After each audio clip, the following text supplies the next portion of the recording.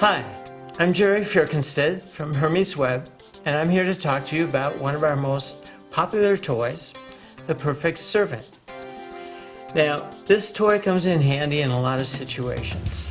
Now, to bring out the web for a sec, there's a lot of times when people that you're interacting with, could be a client, again, could be someone in an organization, and they're giving you exactly what they think you want. Whatever it is they think you want to hear, they're saying it. Now that's being a perfect servant. You're hiding your real feelings.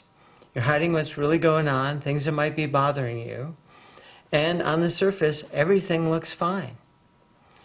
Now, the problem is that a lot of times when people are in perfect servant mode, what they're not acknowledging is what's going on down inside them below the barrier.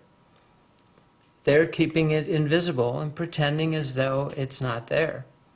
Psychologically, of course, it is there.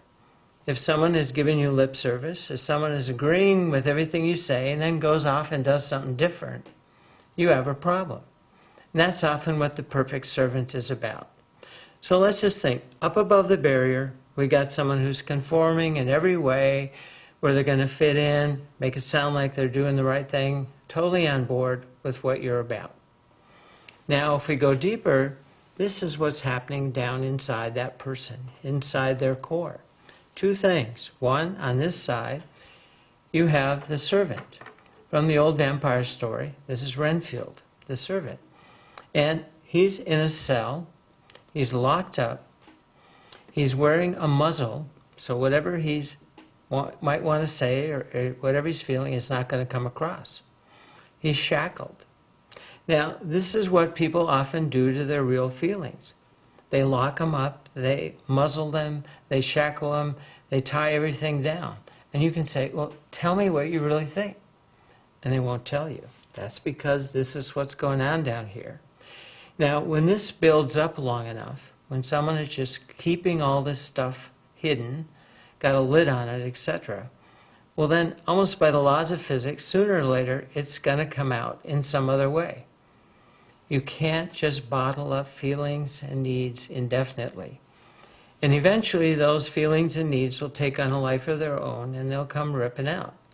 We often refer to this as the passive-aggressive syndrome.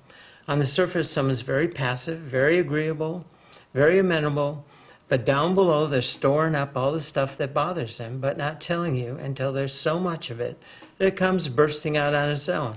And that's really what the vampire represents. When all your resentments, issues, anger, things you haven't said take on a life of their own, they come roaring out. Only has to happen for a few minutes to kind of mess things up.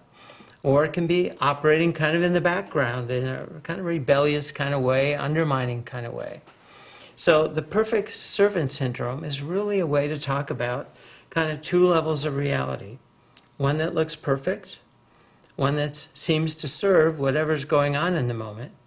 But if you're not careful and don't check down below that barrier, down below the surface in the core, you may not discover that there's something down there that's totally oppositional, that's working to undermine what appears to be happening up here. That perfect servant often masks the real psychological reality. And again, like I said, whether it's in an individual, whether it's in a family, whether it's in an organization in a particular department, if you have that phenomena going on, you're not going to be getting the work done that you need to get done. You're going to have something working both ways and sometimes zeroing out because one reality will cancel out the other.